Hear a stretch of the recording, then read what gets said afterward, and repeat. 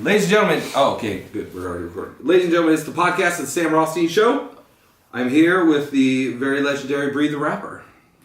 We have never actually got to sit down and talk before. Because I've been knowing about you for a long time now. Like a while. Because I forget what the song, it might have been Game Over or the joint you put out before that. That was the thing that I really started noticing and whatnot. Because at that time, I was fucking with Devin XO real heavy. He was on a lot of the Pipeline shows and stuff. Yeah. So I had always heard your name around, but it wasn't even until probably the past 6 months that I had seen you perform and shit like that. And your style is so hard to peg down. It's so hard to honestly. Yeah, I mean it is. It's hard to peg down what you do. Because you are on the graphic design side of things, on the visual side of things. You're singing, you're rapping, you're doing all types of shit. You're just on a whole other wave. So how long have you been doing this for? As for rapping, as for engineering and things like that, I actually started rapping because I started engineering. It all came from I was just bored wanting to figure out how to auto-tune my voice. That's really how it started. And I downloaded Mixcraft. I don't know if you've ever heard of that software, but it's really great for beginners, so I recommend it. But So wait, so let's pause. Where did the engineering start then? Yeah, that's where it did, because I downloaded the software. It was Mixcraft is a DAW. It's GarageBand for Windows. Because I was on a PC, so Shouts out to PC. Yeah, because everyone was download GarageBand. GarageBand has auto-tune. I'm fuck, back then, PC doesn't have that. Yeah. So Mixcraft was the alternative. I found it on Google, and I downloaded it, and I recorded a whole mixtape off of a phone, bro. And then from there, I'm just I kind of like this, bro. And I just kept doing it, and then you did a mixtape off of a phone? It was okay, so this was in middle school before smartphones. This was those slide up phones, notes, and I had to email the shit to myself and drag everything into place. And I swear to God, I made a whole mixtape like that. So wait, you recorded vocals on the phone? Yeah, I had I didn't even have headphones, bro. They were on some it was my grandma's computer. She had super old computer speakers, bro. I had no headphones. Everything was played out loud, and I just held the phone up and just recorded everything. I just wrote verses and just recorded it. I started messing around with auto-tune. Then I'm okay, this is dope, but this sounds terrible. So I started learning how to make my sound better. Yeah. Because I just wanted to just rap at that point. But then I started learning more, and I really liked engineering. Then I went to Fort Hays Career Center and just learned how to do everything that I was doing wrong the right way. So they had an audio program there? Yeah. Okay, word. Yeah, man, remember that's the dude who pretty much set up the foundation for everything that I do now, pretty much. Okay. So yeah. So what was did you listen to hip hop a lot growing up, or was it just something was it kind of always around? So nah, when I was little, my mom didn't play that. It was just gospel music, bro. Okay. She did not want me listening to hip hop, but she would let my aunt babysit me. And she has a lot of sons, and of course, you feel me? Younger. Yeah. So I would listen to hip hop all the time. They'd be freestyling, I'd be listening. They would never let me in the freestyles though, and that's what kind of sparked it. Cause I'm man, y'all don't even know, bro. I'm fired. Right. Why wouldn't they though? What was it? Just some. I was just younger, you know. Homie I was shit? just a little cousin. Yeah. So they're nah, they kicking in. We're not trying to hear that, bro. We having fun right now, bro. So that's pretty much what started it. And then I would go to daycare and we watched 106 in Park literally every day. We could never decide collectively because our babysitter had a TV in the basement, and that's where we spent most of our time, bro. We could never collectively decide on a cartoon or anything. Okay. So we were okay, cool. They play all the songs on the radio. We all like music, so we watched 106 in Park. Yeah. Every day, bro. I went to daycare for years, bro, and that's what started it. That's why my sound is kind of mainstream. Cause yeah. That's what I listened to. Yeah, that was the stuff that influenced you growing up. Yeah. That's crazy. Rap City the Basement and 106 in Park was such a huge part of growing up for me. Because it was I get off, I would get out of school, I go home, I make myself some food, do some shit I needed to do. Then I would sit in front of the TV and it was Food Channel from 4:30 to 5. Then it was Rap City the Basement, and then 106 in Park after that. And because that was the thing, 106 in Park to me, because I was still in high school, I was Mr. Real true blue hip hop and whatnot. Yeah. And so I liked all that and the freestyling and shit with Big Tigger and whatnot. But then when it got to 106 & Park, if I was really like starving for more hip hop, I would still watch it because it was more the mainstream type of thing. You know what I mean? Missy Elliott, Mr. Stefani, bro, like. Wasn't Bow Wow the host of 106 & Park for a while? Nah, bro, I'm talking, this is back when they had to do with the dreads. This was before Terrence and Roxy when I was watching it, bro. AJ, you talking about AJ? Yeah. Yeah, AJ, dude, yeah. AJ, yeah. The AJ and the one chick, bro. This was like when they had the little honeycomb transitions. All the song titles were still at the bottom. Oh, yeah. Bro, like, I used to watch that like every day, bro, when I was at daycare. Like, I used to love watching the music videos. That was back when people actually cared about that kind of stuff, bro. Like, That's there was true. storylines, there was concepts, like... Yeah, the entire game was fucking different back then. And the way that music and videos and things like that were packaged and put together and presented to the public was so different than it is now. Swear to God, man, it's crazy, the difference. Like, people actually cared. Like, there was competitions on who was going to have the best concept, who, like, you feel me? Like, niggas cared about shit like that. It wasn't just all I'm about to flex in front of this camera and then just drop the shit. Like, well, it's just like, you know, I remember, I don't know how old you are. I'm 29 now, but like, when I first started noticing hip hop, it was like a year or two after Biggie died. So we're talking late 90s, early 2000s, like, you know, the Silver Suit era of shit. But it's like, even back then, man, when Jay-Z was at his highest point of just flossing and talking about being rich, and even Nas was on that shit and whatnot, I don't remember seeing the lack of originality that I see in music videos now.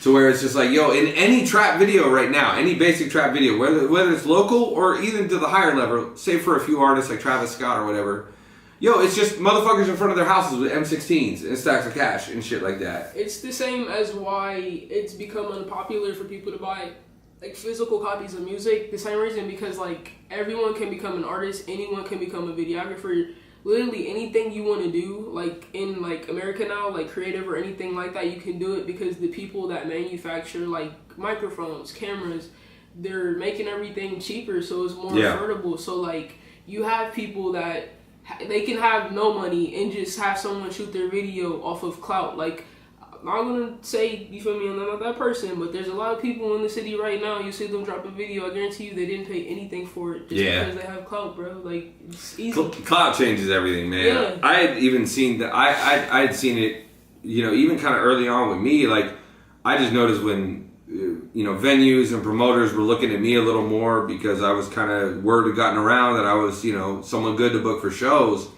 You know, I would get offers for shows and stuff like that. I see a bunch of people on the bill and they talk about the money I was getting, but I was like, this ain't adding up. I know you ain't paying all the people on this shit this. You know what I mean? And it's like, even though the clout was benefiting me, I still kind of looked at it like, I don't know, that ain't right. You know what I mean? It's like business, bro.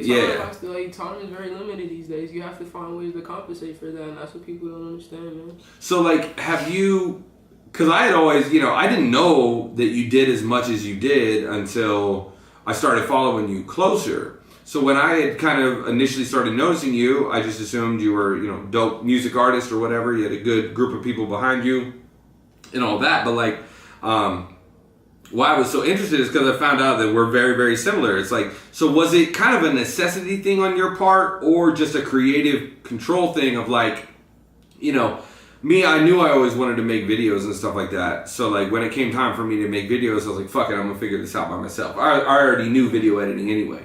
But it's like a lot of other stuff that I started doing myself, it was out of a need of like, yo, I can't afford to pay motherfuckers to do this. Honestly, bro, and it's like, I started music at a very young age. Like, my first microphone, like, all of that, like, I had to, like, pay for that myself. Because, like, don't get me wrong, my mom, like, made sure I had everything that I needed.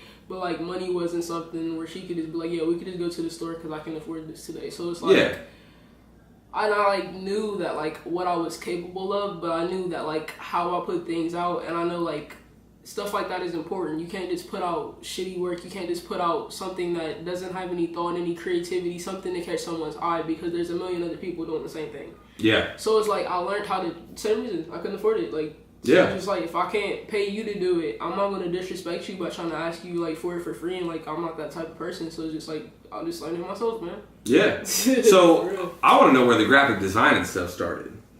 Because it's one thing, like, look, graphic design is one of those things that I will say that it ain't fucking hard to be okay at.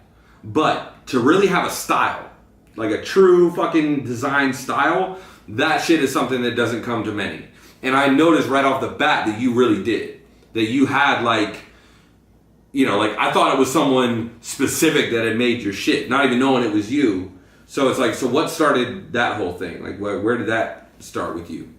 Well, it started when I first learned like how I was learning how to use Mixcraft. Like it sparked my interest because then I'm like, okay, I have songs, I need covers now.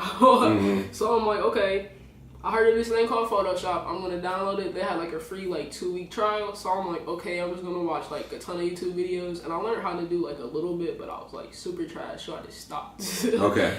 Then I picked it back up because I started working on songs again, and like I dropped my first project, which I paid someone to do the artwork for that. But like, I was still in high school, like I was broke, so it's like, gotta figure something out. Yeah. Then I learned how to like the definitions of like the opacity, like those things. I learned that on Pixar because like they have like similar things like that. And then like I just downloaded Photoshop again one day, like the trial, and like I just like learned it, and I found like thefont.com, and I found like hella fonts, so I'm like, I'm just gonna figure this shit out, and I did. And I just started like designing covers. Then I went to Wright State, and I got like deals on like printing, bro.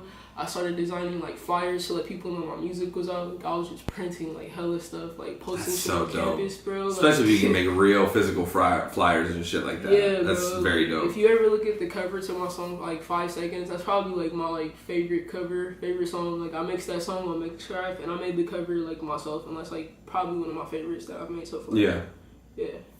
That's dope. I feel like so many artists don't know how much expression and creativity can be achieved through just the song art. You know what I mean? Like, I'll tell you what, man, like when I see flyers and song art and the fonts are trash and it looks like some day one shit, like it doesn't matter.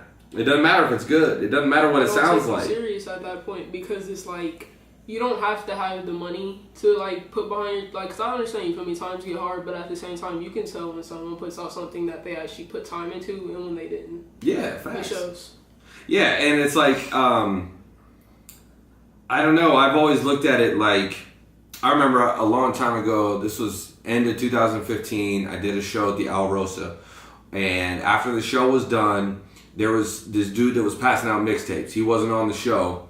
And he was passing out these mixtapes and shit. He was from a city near Columbus, but not Columbus. Mm-hmm. Gave me his mixtape, gave me his little spiel and whatnot. I was like, oh shit, you're from wherever you're from. Do you know so-and-so? He was like, yeah, I knew him from way back in the day. Cool. Took the dude's mixtape and shit. And I looked at it and I was like, well, this is clearly a mixtape. It's probably going to be dog shit. Like, just off the cover alone. It was just the typical photoshopped homeboy coming off a plane and bags of money, whatever, all that shit. And then randomly I put the mixtape in and it was incredible. Like the mixtape was just damn near flawless. It's one of the best commercial hip hop tapes I had ever heard come out of Ohio. Like it was just banger after banger after banger. This dude was dummy talented. And you know, he had the online following and all that shit to show for it. But it was just so sad to me because it's like, damn, man, like I almost didn't listen to your shit and I almost didn't get all this good music because the cover and not even the cover too, but the song titles as well. That's exactly what I was going to say. I was just going to piggyback that and say song titles, all of that's very important. Yeah, man, the packaging. Because it's like the way I look at it is like when people are looking for music, they're walking down a long hallway and it's filled with doors. And it's like your cover art and all that other stuff, that's your door. What's going to make people want to walk into your room? You know what I mean? Like you don't want to mislead someone because some cover arts and some song titles don't fit the like aesthetic of the song. So it's like then that gives off the wrong vibe to the song because you come into it expecting something different. Exactly. Yeah. There was a song, a remix that Rating Labs had put out. It was a Jagged Edge song he had remixed. And I remember he had tried his hand at the cover art of it. Now, to be fair to him, he doesn't have very much experience at this at all. And the picture that he produced for the cover art was not a bad picture. Didn't fit the vibe of the song at all. It was way too hard for what the actual song was and shit like that. And it's like, it is a tricky thing, finding that relationship of balance. And then, but I found a new problem, which is like, now that I'm confident in my graphic design, sometimes you can be a little too trusting of yourself. You know what I mean? Sometimes it's like, well, when you get like to where it's like you're super in-house to where it's like, yo, I wrote this, I recorded it myself, I engineered it myself, I did the fucking song art myself, and blah, blah, blah, and all this stuff. When you go through that process, there's less and less outside opinions, as opposed to, or I wrote the song myself, got it recorded at a studio, so an engineer and somebody else are hearing it, and then I got it mastered somewhere, and then I got somebody else to do the art and someone else to do the video. That you've got potentially 4 or 5 more people that can hear it and give you feedback and whatnot. Yeah, for sure. So have you ever felt that pressure to where it's like you feel like you almost get too far into your own zone? I used to, but I've just developed strategies to get myself out of that. Like, I'll have like cook-up sessions with other people. Yeah. Like when I link with people, I'm always I'm sitting on so much music. Like, from what I've posted, like, I have so much more music than that. But, like, for the people that link with me, the people that are around me, I share my stuff. Like, I'll, you feel me, put that out there. So, like, so that's my train of thought. No, like, well, just like, you know, like, well, what you were talking about is, like, how you have sessions with other people and stuff like that to, like, insulate from your own... Yeah, and then on top of that, I do artist development with this guy called Heart of the Future. So, like, everything that you see coming from me now is all been, like, carefully thought out. It's all been planned. It's all been strategized. Because, like, I just sit down with him and just plan my drops, plan, like, my marketing, plan how I'm going to brand this. That way, it's not just me in my head. I have someone else who's actually skilled in what we're talking about to help guide me in the right direction. How'd you meet him? I met him actually through the collective, Davi and Mandy White. Oh, okay, word. Yeah. That's dope. Because it's like, this game to me has just always been, it's all relationships. It's always like meeting good people with similar interests, similar drive, and also with opposite talents of yours. Like, that's why me and Raiden clicked so well and worked together so well, because I was at a point that I was like, yo, I already had beats. It wasn't a matter of needing beats, but it was a matter of needing actual production. To where it's like, I need a dude that can change the beat if need be. You know what I mean? Like, shit like that. Yeah. And it's like, I started looking at all the stuff he did. He looked at all the stuff I did. And it's like, we did everything the other one didn't. Right. And so it's like you got to figure out where your own shortcomings and shit. Like weaknesses. Yeah. You got to know when to reach out. Because it's crazy. So how long have you actually been doing the music shit under the name Bree the Rapper? Okay, cool. This was 2018. I graduated 2015. I probably started it because it all came from my Instagram name. Okay. Because like I just used to go by Bree because like my real name is Brianna. My nickname is Bree. Yeah. Everyone that I went to school with, everyone called me Bree. Like people did not like most people don't know my real name unless you're like my friend on Facebook or something like shit. But like.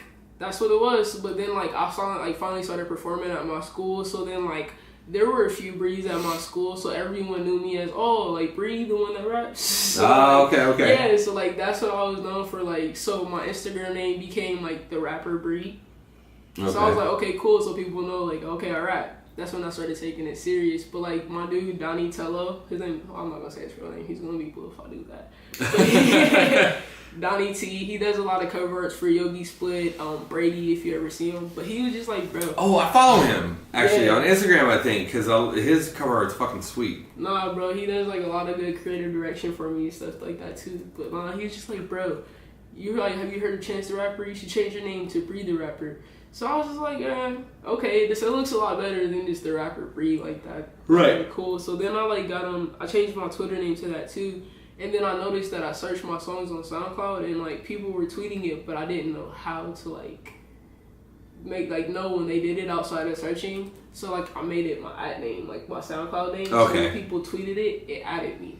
And then, like, I became a really huge Party Next Door fan. And, like, I like that his name came from FL Studio and it's all one word. So I was just like, How did his name come from FL Studio? It's an effect for, like, the filter. I know exactly what you're fucking talking about. Called Party Next Door. Oh, what? I had no fucking idea that was his name. I'm a really big Party Next Door fan, bro. Oh, man. Well, I mean, I knew that, obviously, I knew that was his name, but I just didn't know that's where it came. That's so fucking funny, because every time I saw that effect, still to this day on FL Studio, every time I see it, I'm just like... obsessed, bro, because, like, he used to produce for himself, and it's, like, me, like coming from that and, like, doing the same thing. I used to be like, bro, that's cool, because I used to want to sign OVO really bad.